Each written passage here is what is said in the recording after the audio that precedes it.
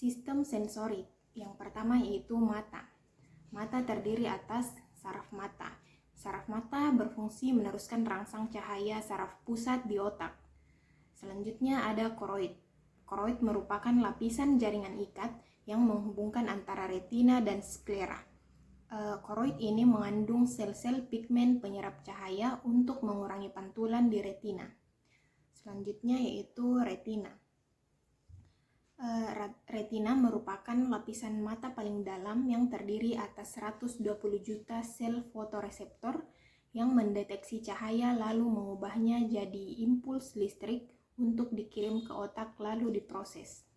Selanjutnya otot mata yang berfungsi menggerakkan bola mata. Selanjutnya lensa mata, yaitu lensa mata berbentuk cembung transparan yang berfungsi memfokuskan cahaya ke retina. Selanjutnya yaitu sklera. Sklera merupakan bagian putih pada mata yang berfungsi melindungi bola mata. Kemudian ada pupil, yaitu bagian gelap di tengah mata yang berfungsi merespon cahaya yang masuk. Jika terlalu terang, maka akan menutup 1 mm untuk melindungi retina dari cahaya yang sensitif. Selanjutnya ada iris, yaitu bagian di sekeliling pupil yang berfungsi untuk mengontrol ukuran pupil dan intensitas cahaya yang dapat masuk ke retina. Yang kedua yaitu telinga. Telinga terbagi atas telinga bagian luar, telinga bagian tengah, dan telinga bagian dalam. Telinga bagian luar terdiri atas daun telinga atau pinna yang berfungsi menangkap bunyi, dan terdiri atas liang telinga atau saluran telinga yang berfungsi meneruskan suara dari pinna ke gendang telinga. Selanjutnya telinga bagian tengah terdiri atas tulang-tulang pendengaran yang berfungsi meneruskan getaran bunyi ke koklea, dan gendang telinga berfungsi menerima bunyi dari telinga bagian luar dan meneruskannya ke tulang-tulang pendengaran. Selanjutnya yaitu telinga bagian dalam, terdiri atas saluran setengah lingkaran yang berfungsi membantu mempertahankan keseimbangan tubuh. Selanjutnya yaitu saraf pendengaran berfungsi meneruskan bunyi ke otak. Kemudian ada koklea yang berfungsi menerima dan meneruskan bunyi ke saraf pendengaran.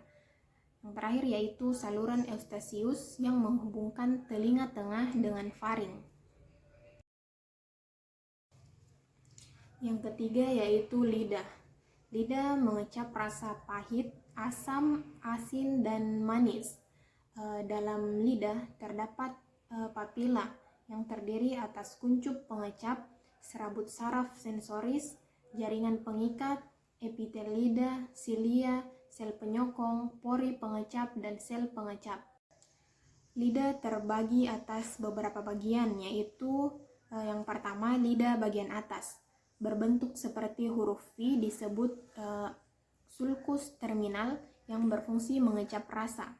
Yang kedua yaitu akar lidah, terletak di antara tulang tiroid dan juga di bagian rahang bawah lidah yang berfungsi sebagai penggerak lidah.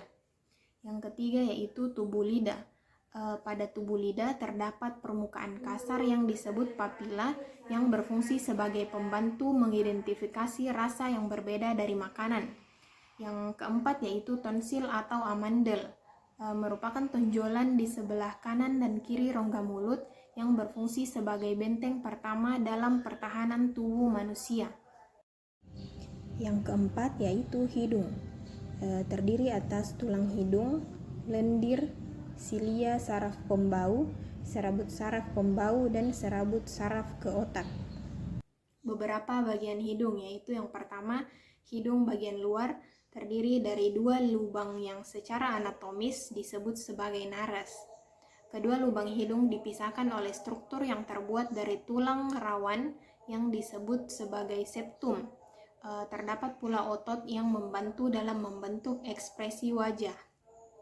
Yang kedua yaitu rongga hidung. Yang ketiga yaitu membran mukosa, merupakan bagian yang melapisi sebagian besar area rongga hidung yang berfungsi untuk melembabkan dan menghangatkan udara yang dihirup. Membran mukosa juga berfungsi menyaring udara. Yang keempat yaitu lubang sinus. yang berfungsi untuk meringankan beban di tengkorak sehingga kepala kita tidak terasa terlalu berat. Yang terakhir yaitu kulit. Bagian-bagian kulit yaitu rambut, pori keringat, saluran kelenjar keringat, pembuluh darah, jaringan adiposa, kelenjar minyak, otot arektor pili, folikel rambut, saraf, jaringan ikat, dan kelenjar keringat.